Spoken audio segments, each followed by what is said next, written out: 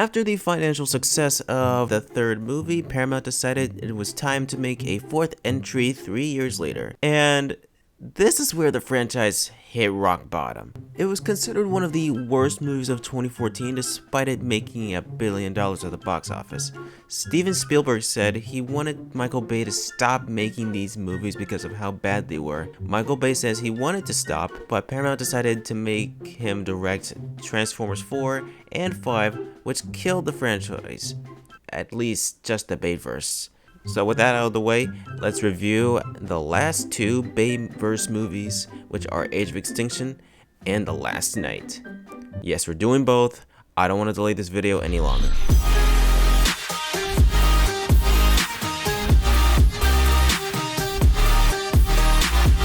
Okay, I just want to start by saying that this movie has a lot of bad stuff, but also some good has come out of this franchise as well.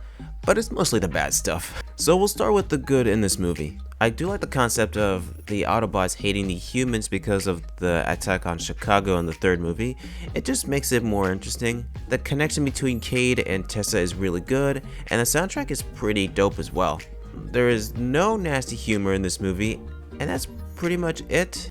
Let's get to the bad stuff now. The story in this movie is just repetitive as the other movies. The story of the movie is that a seed has been on Earth for many years and the government uses lockdown to get it to destroy the planet, and our heroes must stop it, and that's it. These movies have a thing of adding some MacGuffin to keep the plot going, and it's boring. People are just sick of it. And the reason why Transformers 5 flopped at the box office. The characters in this movie are okay.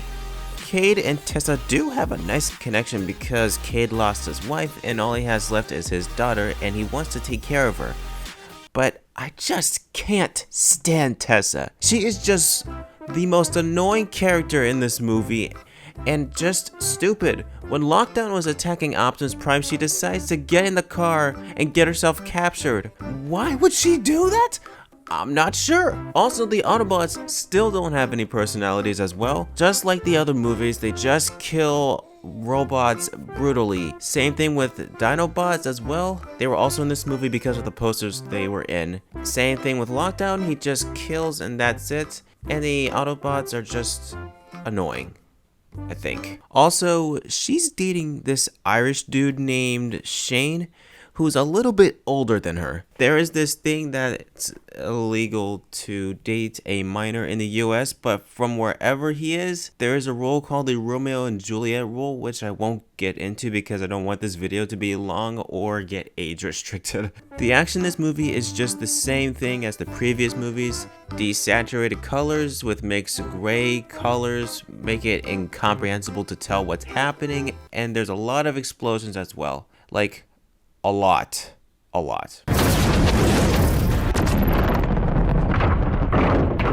The worst thing that I want to talk about is the writing. It is extremely messy and very atrocious. Like I said, the concept of this movie is that the humans hate Autobots and Decepticons because of the battle in Chicago, and they must destroy all living robots. If you hate both races of giant robots, then why are you using one and why are you making them? The government is using the robots they've slaughtered and they're making them their projects based on them using them to hunt down the Autobots by putting innocent people in danger. This writing is just very inconsistent and just makes no sense. So to sum up this movie, I just want to say that this is even worse than the other movies, but with an even longer runtime. The plot is just repetitive and terrible. The characters are bad and annoying. The Autobots have no traits. The action is just the same thing, and the writing is just very messy. I think that's all I gotta say for this movie. Hopefully the next movie won't be as bad as this one.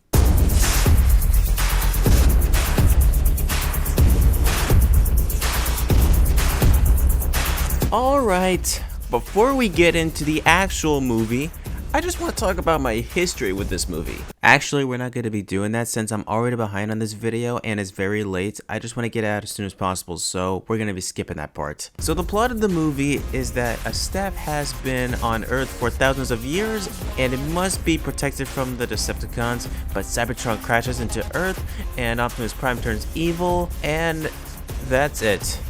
It's the same plot over and over again, but with a few extra stuff. Another thing that I hate is the full exposition dump, and this just makes me fall asleep. It's just Anthony Hopkins giving us some stupid history lessons about the Knights and about how Bumblebee was a war veteran for some reason. Like, what? I thought Bumblebee arrived on Earth in the first movie. That's so weird, and that's a plot hole that will never be explained at all. And you know what else is weird? Megatron is back. Yes, they brought him back. They've written off Galvatron because the writers are just quote-unquote lazy and don't want to do anything about it. The Autobot designs are just even worse. I hate how Hot Rod looks and it just doesn't sit right. Well, the annoying characters are back, which means we have a new character. His name is Cosworth and he's just annoying, and that's it. I'm not saying anything else about the action because I would be repeating myself. And you know what's funny? There was going to be a Transformers cinematic universe and Michael Bay was set to direct all of them. One was going to be about Bumblebee and the other one was going to be about the rise of Unicron because of the last 9 mid-credits scene. But since that movie flopped, it never happened. The Bayverse franchise is now dead and has been rebooted into the classic G1 franchise that people love so far. That was a lot of ranting. I didn't think about the good stuff, but who cares? Let's get to the conclusion.